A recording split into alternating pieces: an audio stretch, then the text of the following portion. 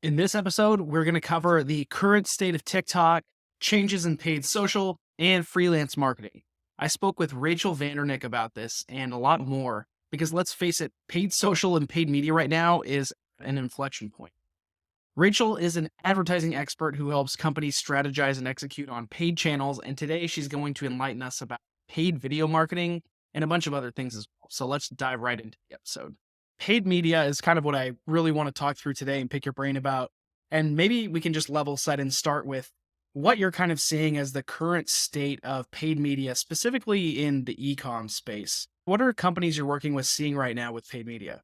So I think there's a couple of things. Number one, challenges with retail attribution, because a lot of larger businesses that sell at a retail arm, particularly like a CVS or a Target or Walmart, Sephora, any of those kind of like shop retail situations, figuring out how to optimize paid media when you don't have things like pixel data or purchase data, and how do you use signals to do that kind of optimization in that vacuum.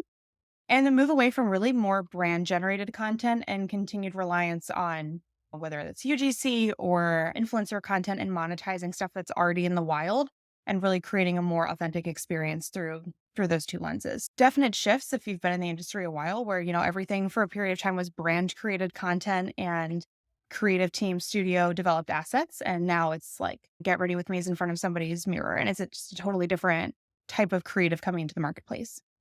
For sure. I'm curious to know your thoughts on the challenges facing paid media right now. I know a big concern with all the privacy things a little while ago. That's probably still top of mind for you. Are there any other challenges that kind of everybody's just going through right now that where you're just waiting for the storm to pass a little bit? I think no matter what industry you're in, attribution is always a question. Every client, every brand wants to know every dollar that goes out, what am I getting back for it? And with certainly more constraints, whether that's from GDPR or whether or not they're going to install passback data, pixel related trafficking things, or whether that's even just a matter of like your retailers don't necessarily share back that attribution. I think that's an ongoing challenge for everybody. And I don't know that there's a solution to that, particularly when you're data goes into a black box like a platform and you don't necessarily get to see how that sausage is made. And I think too, like concerns about what platforms are going to be here for the long haul. There's still continued conversations around whether or not TikTok is going to be around. Like Montana literally last week just banned it in the entire state. And that I think is going to be a challenge in through the summer. So how do retailers that are really invested in platforms like TikTok that may have relationships in foreign countries, how do brands prepare and brace for that impact? And is there going to be more? And how do you split your budget knowing that maybe one channel isn't going to be as stable as you previously thought? For those concerns that you just outlined, as a freelancer, as a consultant to companies, what are you telling them to try to help them get to the other end of this, still doing well, not necessarily dying because of these things, but actually coming out the other end or surviving? How are you consulting them? Yeah, so I think there's a couple of things that brands can do, and that I'm talking to my clients about almost daily in this space, particularly related to TikTok, although you can extrapolate that to any platform that's going through heavy periods of fluctuation. I think one is a plan A, which is right now. How do we operate in this space today? What are the known constraints today? And two is like this long road ahead. How do we future proof? How are we allocating budgets? What things do we have as backup? So, for example, if you're working with an influencer and you're securing whitelisting rates, to put their content on your channel or in ads across TikTok, it's probably worth at this stage securing backup rates for alternative channels and repost rates on other places so that if you do need to pivot very quickly, for example, if you're an e-com retailer in Montana, you lost or you will be losing, it goes into effect in January if it's not overturned. You'll be losing your rights to your content overnight and making sure that you have something in place for warehousing and storage of that content if this is something that platform would be going away for your business and trying to future proof in that way, making sure your data is accessible from more than one place and in more than one capacity. But I think too, it's thinking about like, where would consumers be going if this platform goes away? How do you think about user behavior and user journey? And where would your target demographic and your ideal customer be migrating if something gets shut down on their end? And I think the best way to do that is by talking to them. Like, the best time to make future plans is by talking to your customers now before you have to move. I think for a lot of my brands that I work with, that's the conversation that we're having is how do we start talking to our customers about how do they feel about this? Where are they going? What are they doing? Where are they spending time? Where are they investing money? Where are they purchasing? Where are they considering brands? Where are they finding new things? Every platform will tell you it's through their brand and through their channels, but your customers will tell you where they actually care to spend time and money. So I think at minimum, those conversations are an immediate need for brands. And in those conversations, specifically around TikTok, is there like a common theme that's coming up of if TikTok shuts down, we're going to do X? Yeah, the most common thing that I'm hearing from clients and other consultants are basically if TikTok is not viable anymore, the immediate plan for a lot of brands is to revert back to Instagram and see how else things shake out. Because the reality of it becoming a court case is that it's going to circle the drain for a while. And brands are going to be living in this kind of like platform purgatory of where do we spend time? How do we talk to our customers in this space? And even if the bans go through, customers don't leave right away. And there are going to be people that it affects disproportionately, brands that it impacts disproportionately. So I think for a lot of those brands, it's making some changes in how they think about where their budget's being allocated. If you're spending a lot of money and time on TikTok, you probably want to consider beefing up other channels in preparation just in case. In a best case scenario, you have the option to go wherever you want and wherever your customers go. But you don't want your hand to be forced and you'd have to go back to a channel that you've been neglecting for 2 years where you have no presence, no content, no relationships, and be starting all over again. Yeah, this is actually one area where I don't know a ton. So maybe for myself, for the audience, I'd love just a quick breakdown of especially the ads side of these platforms. I think we talked a lot about organic TikTok, but ads on TikTok, what are companies actually doing across TikTok, but then also Reels and YouTube Shorts? Because I think we treat those channels as very similar, but there are differences, especially on the advertising side. Maybe if you wouldn't mind just kind of doing a quick comparison, that'd be really helpful. Yeah. So I think the biggest thing that if you want to compare, like maybe the closest one to one, I think would be a reel and a TikTok ad. The feel and the vibe of Instagram for a really long time was something that was super polished, really perfected, the airbrushed kind of like Y2K influencer of up to the 2015s, right? And TikTok gets its start, becomes really popular because the content that excels there is like a little unhinged and a little less polished, which just from a what content you can even monetize standpoint makes them totally different. What's been really funny over the last year is you see a lot of the content on TikTok starting to show up as reels just like 2 weeks later. So like friends of mine that are on TikTok will send me a reel that it was actually a TikTok and it's like, hey, I saw this like 2 weeks ago. But from a monetization standpoint, the intent that you can target by on TikTok is just so much more specific. Obviously, there's interest targeting on both platforms, but Reels is more similar to like a reach and frequency campaign on TikTok. Whereas a lot of the ads that I see being really successful and that have been successful for brands are Spark ads, which are effectively ads that look like they're coming from the creator themselves, even though the brand is paying for them. You'll see in your feed, it says like paid partnership, but it's actually the brand that's running that ad. So it looks like the influencer is there, but it's actually the brand. Obviously, there's whitelisting on Instagram as well, but the Spark ads that I see performing really well tend to be more conversion and traffic focused, so lower funnel objectives. Whereas the reels that tend to do really well are something more mid to high funnel, like a reach or an awareness play. So I think that even though they both pixel targeting and they have audience creations and all of this,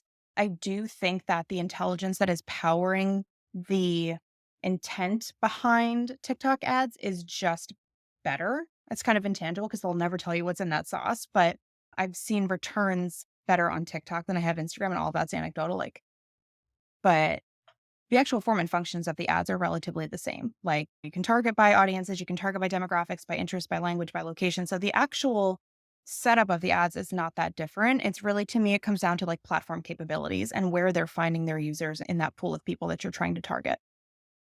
And then the third part of the equation would be YouTube Shorts, which I'm guessing is like completely different in terms of what you're able to do. Yeah. Those are like feed based, whereas YouTube, to run an ad, you kind of have to like have your own account and run an ad, but it's not really a video. It's on your channel, at least. It's just kind of a video that's floating as an ad. Is it kind of the same for Shorts? So I don't spend a ton of time in shorts. Most of my work today is really in like the TikTok, Instagram, Facebook, Google search space. YouTube is something that a lot of my clients, once video became a really strong move from Instagram and then later TikTok, a lot of them kind of abandoned their YouTube efforts, which there's reasons to do and reasons to not. A lot of, and I think an important caveat here is a lot of the brands that I work with are like the beauty and makeup and like skincare space, which There was a huge like MUA community on YouTube for a long time, but they moved over to Instagram by and large. And there are some OG creators that are still there, but for the majority of them, they've been really harnessing the power of other platforms for years and they haven't really spent a lot of time on YouTube. So the brands that I work with then don't spend a lot of time with creators that are in those spaces. Yeah, that makes sense. Going back to TikTok, I think one of the probably the biggest belief from companies vis-a-vis TikTok is that it's too top of funnel, which you've kind of outlined some reasons why that may not actually be the case. But if a new client came on board to you and it was, we want to do TikTok, but we don't want it to be so top of funnel, what are the things that you would tell them to not just change their mind about it, but like really show them this can be more than traffic? It can actually lead further down the funnel. Yeah. So I think some of this is just in this setup because, like other platforms, when you're doing your targeting and you're setting up your ad and your structure, the first thing that you do at the campaign level in a TikTok ad is set up the signal that basically you want to send back to TikTok from these ads. So, if it's a traffic ad, if it's an awareness ad, if it's a conversion focused ad, if it's an app install ad, you're going to find a different pool of users on the platform. The platform is going to try to find a user that is more likely to click, more likely to view a landing page, view a product, whatever. There's also more product capability. So I think it depends too on what the brand is doing. But for example, if you are a brand that requires a little bit of product familiarity before someone buys, right? You have a longer buying cycle. There's this like nurture period where someone's maybe familiar with the brand but isn't ready to purchase is longer. If you're not buying, let's say, a $5 lipstick, but you're buying like a $50 lipstick. Maybe something like an instant page experience in TikTok where you can explore the product, where you can learn more about it, where you can do some more in platform merchandising is a really interesting play versus a traditional traffic ad where you go to a PDP, you click, you buy the product online, whatever. There's some really interesting features that, like if you direct to like a Sephora landing page, for example, and you have virtual try-ons there that lets you get a little bit more integrated into the product. And I think we're going to see some of that coming into the TikTok space, provided that the ads stay active and the platform stays up. I think much like how Pinterest in their ad platform did the like view in your home and like the 3D virtual tours where you could put the couch that you were pinning for inspo, instead of putting it on the board, you could look at it right away in your house and could do that 3D experience. Brands like Wayfair do this. It's really incredible. I think we're going to see a lot of that coming into the platform, but I think some of this also starts with the type of content that you're putting out. I think if you're looking for people to get more interested in the product that you're trying to sell, real people selling those products, whether that's UGC or influencer, is a far more compelling sell than a brand created asset on a platform that values authenticity, rawness, and realness. One thing you just brought up is like UGC and influencer. Really quick, how do you differentiate those? Well, influencer is somebody that you're not just paying for their content, you're paying for their following. So there's a lot of people, you see this a lot on Twitter actually. They're UGC creators. So these are people that they're just professional content creators, but they're not influencers in their own right. They are really good at making the videos. They're really good at doing the product photography or the styling, and creating that authentic user voice for a product, but they're not necessarily real users of the product, nor are they people that have necessarily a point of view like an influencer would have, that you're following for that persona, for that kind of commodified persona content. So to me, they're very different, but brands tend to use them, meaning like use the two types of creators almost interchangeably. You'll see brands using both all the time.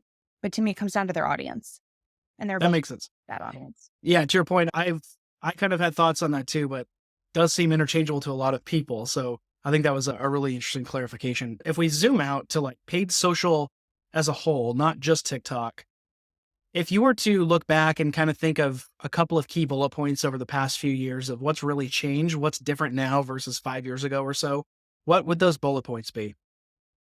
Yeah, I think it's really hard to tell the story of paid social and attribution without talking about the iOS updates. They've been talked at to death. So I don't know that there's anything I can add to that conversation that hasn't already been talked about. But I think when we look at where brands are investing a lot of time and attention, right? You've been doing this over a decade. You remember the times where like you could run Facebook ads so cheap, so efficiently, and like everything was running at 10x, 20x ROAS. It was ridiculous, right? Like it was the Wild West. And over the period of the last couple of years, there have been a lot of parameters put on brands trying to advertise in this space around advertising restrictions. So whether that is the type of things that you can run, the type of claims that you can make, the type of things that you can say, the types of organizations that can run ads. So a couple of these, for example, Facebook has implemented categories post 2016 of these issues of national importance. So things like credit, housing, employment, politics, children, all of those things, healthcare to a certain extent. now carry certain waivers, disclaimers, and badges on ads, whereas previously none of that existed. On TikTok, you can't do things like before and afters and make claims that you don't have submitted clinical data for. So there's a lot of things in this ad space to bring consumer transparency and to try to come up to speed with some of these changes in the platforms themselves and how users are thinking about it, how brands are using it. But I think the biggest changes are really just what people are using each individual platform for. Like, I remember the days where you would put the same ad and the same creative and the same content targeted exactly the same way across Instagram and then just populate that over to Facebook right when that was the hot thing. And now it's like everything is so channel specific. Everything is so attuned to point of view. And that's true of organic. And that's especially true of ads because organic, you're putting it out on your feed and maybe whoever shares it. But from a paid perspective, you are paying to put that content in front of somebody that it better be true to their point of view and it better speak to them in a way that that platform is known for, or at least that they find compelling because you just can't spray and pray it anymore. And that was certainly like the ad of old where it's the same creative one everywhere. And I think too that there is this part where, the older versions of these platforms were so about how you targeted. Everything had to be this audience, that lookalike, this percentage, that retargeting, this website cookie. And now we're moving towards a cookieless future. We're moving towards like a black box data future where just some of these things aren't possible. So more than ever, rather than spending so much time and effort on the targeting piece of it, though still important and you have to get right. Like I think creative led ads are really like where ads have been and where the future of advertising is going kind of in perpetuity at this point. Yeah, let's keep on that future theme. So the flip side of that would be 5 years from now, what do you think the bullet points look like? What you mentioned more of that creativity side. Maybe the data is a little tougher. Any other bullet points you think in the next few years that we should expect to see, or even hot takes that you might have? Yeah, I mean, number one, I think we're not done with the platforms that we've got. Facebook has been alleged to be dying since the day that it was put on this planet, and it's still not dead. So I think these future looks where it's like, oh, this platform is going away. I don't think that's true. I don't think in the next 5 years we're saying goodbye to Instagram. I don't think we're saying goodbye to Facebook. TikTok is a whole different ballgame at this point, but all things being equal, I don't think that's gone either. So I think that not only are they not gone, but I think there's new players that are going to come in. I don't think we're done with emerging platforms. I don't think we're done with seeing new opportunity come to fruition. One thing I do think we're going to see an increased amount of is FTC involvement in these platforms. There has been this like real cavalier attitude with a lot of brands around things like trademark infringements and not disclosing sponsorships, not disclosing relationships, and all of those things legally in this country, in the United States, are ads. Any sponsored content, even if you didn't pay for rights to run the content, even if it was a gifted product, all of that stuff is an ad. And the FTC has made it very clear that it intends to crack down on all of that. And it has for the last couple of years. But I think we're going to see like an enormous escalation of this because not only are brands doing this illegally, but they've become kind of flagrantly flaunting it. And I think that we're seeing kind of the expiration of that Is that something that comes up in your consulting where you have to like lay down the hammer, or have you avoided that? all the time. And it comes from it's not just the types of content. It's like, oh, we want to put this type of music in our ad, but it's copyrighted music. And you're like, okay, are you going to call someone at Sony? Because they're going to be upset about it, right? You can't just use copyrighted material in advertising without consequences. And people's likeness to their own face, their own name, their own persona, like all of that is legally protected. So even individual consumers that you are using their content and reposting it and monetizing it, if you haven't secured written legal permission, like you are breaking the law. And this is something that it comes from a good place, right? Brands want to talk about their cool product. They want to talk about how much people love it, and that's amazing. But the flip side of that is there is a legal and right way to do this. And as a consultant, as a freelancer, to be a good partner to brands, it is your job to help them understand the legal ramifications of those choices. You might not be able to change their mind. They may still do those things, but it is your job to be responsible enough to advocate for the legal position in them.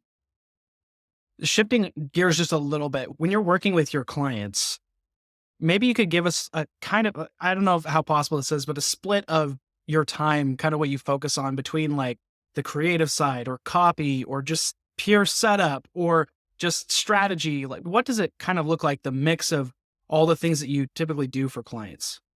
I would say across the board, across all sizes of clients that I work with, probably 75% of what I do is strategy and counsel to them and helping them figure out how these platforms work, how they can use them, creating the framework of what that looks like. And this other 25% is executing it in some capacity. So that may be actually trafficking the ads and getting them set up and doing the reporting, doing the monitoring. Some of that may be writing their briefs to their influencer partners or to their creative partners so that they're getting back the content that actually works from a monetization standpoint. Or if I'm working with them, I do some work in SEO. It's actually, doing the audit myself, not just talking to them about SEO and its importance, but physically getting in there and like looking at their Google Analytics and looking at their website and looking at Search Console and talking them through how it works and understanding their user's journey. I would say like that's probably the macro breakdown. Within the strategy, of course, there's like helping them do things like petition ad rejections or understanding why you might choose this platform over another, or doing some forecasting work for them to help them understand what they might get back from a budget that they're putting into it, or, helping them put together their board decks, for example, if their investors are really interested in their social platforms, like technically that might be execution, but I view that more as a strategic counsel role. The average client that you have, what would you say? Maybe you've already answered this with the legal things that you've talked about, but for the average client, what would you say is the biggest mistake that they're making and you recognize it the second that you start working together? So definitely the legal constraints. If you are a brand that is willing to break the law and you're kind of willing to do that right out the gate with me, the relationship goes downhill pretty quickly. Like respect for the law is something that like in this platform where everything is trackable, I don't want to be working with brands that are willing to do that, nor do I want my brands to get in trouble. And those fines are massive. They carry six-figure penalties. Like I'm not interested in taking what was going to be their beautiful, luxurious ad budget and instead we're paying an FTC fine, right? That's not a good use of resources. That's not being a good steward of that. But I think the other thing is not being willing to play a long game. A lot of brands want to run an ad campaign, do SEO, and they want a result in 2 months and 3 months. And certainly with ads, it's possible. But if you're not willing to make mistakes and learn, and you want to create the same super safe ad that you've been running all the time, like that's also not probably a good relationship because if you're hiring someone like me to come in and create this new path forward for your advertising campaign or your digital strategy, like you have to be willing to take some risk, and failure is an inherent part of that. There has to be a willingness to say, you know what, this campaign didn't work and we can learn from it. We can restructure it and we're going to do it again differently next week or next month. If the only thing that we can do together is get the same results that you've been getting over and over, then that's not a good path forward either, right? Like you want the ads and any strategy to be profitable and scalable, but that also requires that you are willing to take an L and learn something occasionally. Last question for you, and then we'll wrap things up.